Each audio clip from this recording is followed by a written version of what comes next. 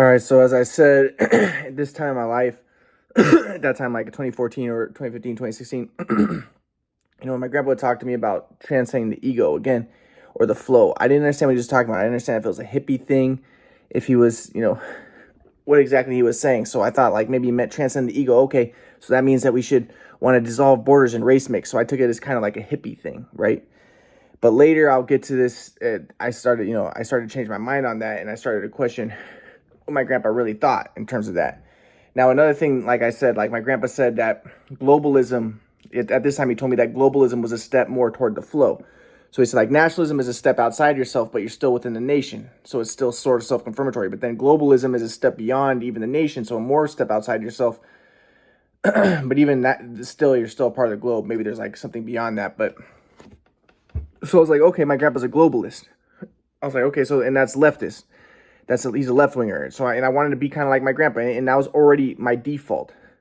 I think seeing myself as Jewish, I wanted globalism. I wanted to see the races mix and stuff. And I was a leftist. I saw white people as bad, so I wanted the white people to mix, right? So, so I was like, okay, yeah, globalism's good. And so in my books, I was more of a globalist, and pushing people toward that. Like that's more the flow, to be globalist. But I didn't realize that I had an agenda, an ego agenda involved in that, in being a globalist. Now, my grandpa would later, I would later read something to my grandpa. It was like a thing that Chabad wrote, like maybe like the Zohar type of thing, where they were talking about how in Babylon they tried to mix the Jews, and they tried to mix all the races and stuff. And I was like, and that's why it didn't work. So the Tower of Babel represented them trying to mix all the races. And I asked my grandpa what he thought about that. He said, yeah, you can't force that. You can't force oneness. And he said, and plus not everybody is the same. So before my grandpa would be like, yes, everybody's one. And I was like, okay, that means everybody should race mix. Oh, that I took it as a hippie thing.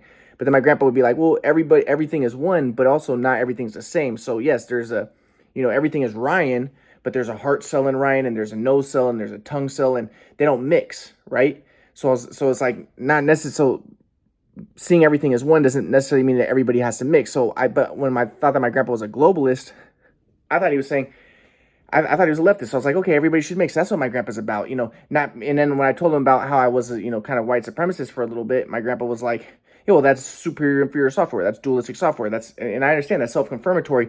But then I thought, okay, well, then he wants me to not be like that. He wants me to not have dualistic software. And I thought that the not having dualistic software would be like, okay, well, being for race mixing and stuff. And so I went back to my default. And I went back to being a leftist, anti-white kind of communist.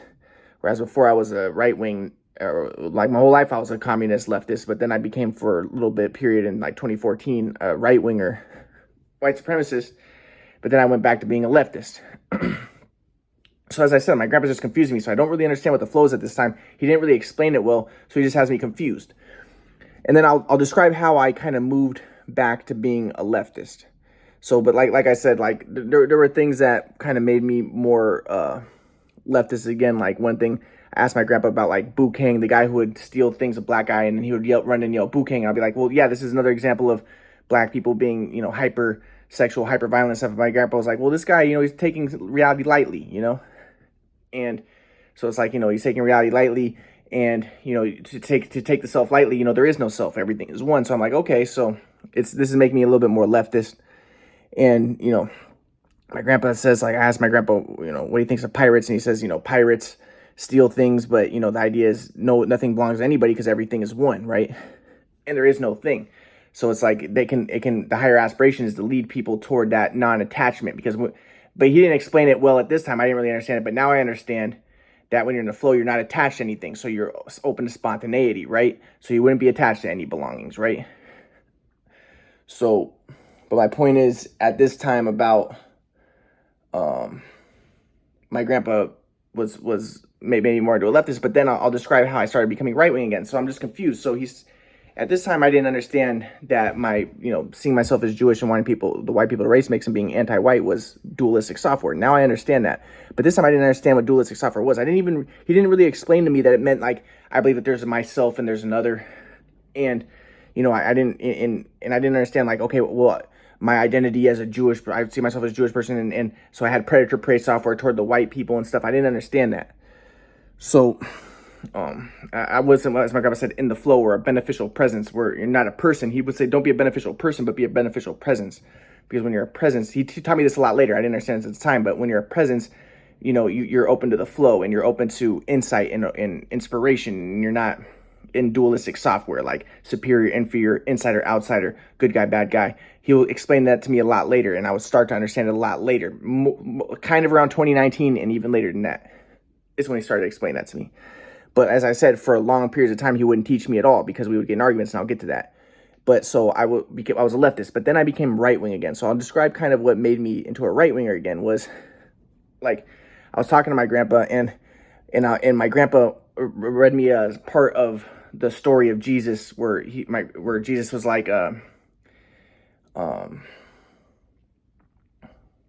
he said about he gave me like analogy. He gave me a couple things, but one was an analogy of what the three temptations were, and one was to give bread. And my grandpa said giving bread is a social welfare gospel, and that's the idea that you can save yourself by giving, and giving to the poor and stuff. And this is interesting because I remember I would ask my grandpa when I was a leftist, like, why do you think it is that Jews fast or Muslims fast? And I heard one interpretation was so that you can have more compassion for the poor.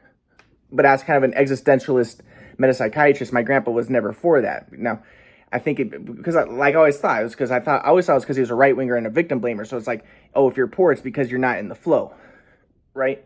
So I was like, but my grandpa was like, no, that's not the reason why people fast. And my grandpa said the reason you fast is so that you can transcend the body, because when you fast, you're not eating, so you're not putting things into your body, and then you're not hungry as much because you're not absorbing things, or you're not digesting things so much.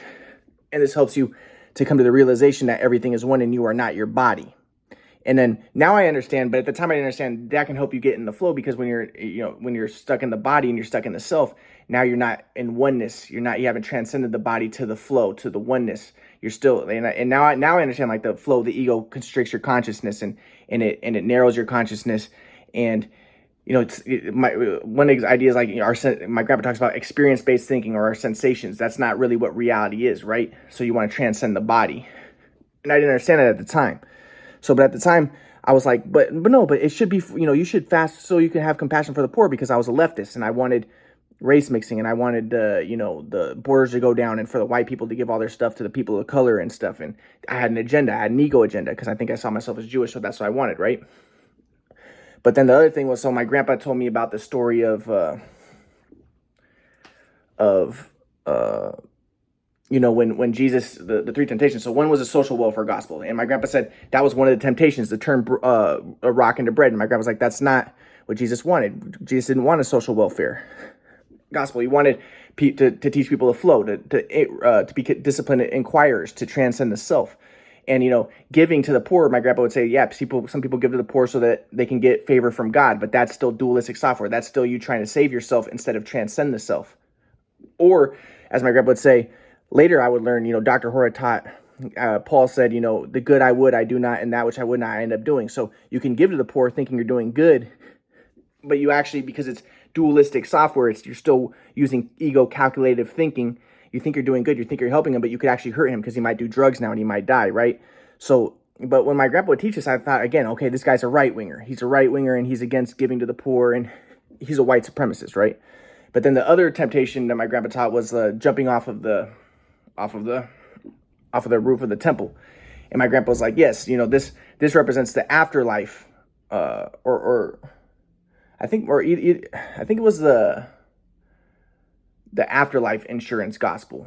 And my grandpa's like, yes, Jesus did not want to give people an afterlife insurance gospel, the desire to save yourself for an afterlife, because again, that idea behind Jesus was to transcend the self, so you don't have any attachment, because the more you're attached to the self. My grandpa did admit that there could be, if you die and you're attached to yourself, then you can have difficulty transcending the self, which people call hell. But my grandpa said that Jesus didn't want to teach people to be worried about the afterlife or their bodies, but to transcend the body, to transcend the self into pure awareness, oneness consciousness. Now, again, when I would hear that, I would be like, well, then he wanted, race mixing, and he wanted, because I would think like oneness consciousness. Oh, everybody should be one. Let's dissolve all borders. But again, that was my ego. I still wasn't in the flow. I was still blinded, and my consciousness I didn't completely understand. And then the other one, I'm trying to remember what the other temptation was that Jesus had. Oh yeah, one was that you can rule the whole world. And then my grandpa said that was the third temptation. My grandpa said that was a temptation of this life insurance gospel. And my grandpa's like, no, Jesus didn't want to save people for this life either. And or he said that that's like the prosperity gospel. Like, um, Jesus didn't teach a prosperity gospel either. So, I mean, if he was more of a right winger, I would think that my grandpa would be about the prosperity gospel. But my grandpa's like, no, it's not about the prosperity gospel either, because that's still focusing on the self. But my grandpa said Jesus talked about transcending the self. But again, when I think about transcending the self, I'm thinking, oh yeah, that's everybody should race mix. But then again, like my grandpa would admit, like, he's an existentialist metapsychiatrist, and Nietzsche was an existentialist. And the idea is like, even if you're religious and you're like, I don't want prosperity, I'm going to be poor. Well, if you're doing it to save yourself for the afterlife, or because you think that makes you superior, you're still focused on the self, right? And my grandpa's talking about transcending the self to the flow and pure awareness. And now I understand that, but at the time I didn't understand that. So he's just confusing me, but he's making me a little bit more into a right winger, and he's telling me like the story of Cain and Abel. Like, I was always on the side of Abel, who was killed, because I'm like, okay, Cain wasn't the evil agriculturalist, as my grandpa taught me, because my grandpa said it was an allegory of the agricultural revolution, where Cain was an agriculturalist who offered plants, and Abel was a nomadic sheepherder who offered livestock. And so I was like, well, Abel's probably the good guy. He's the guy who had faith. He's the good guy.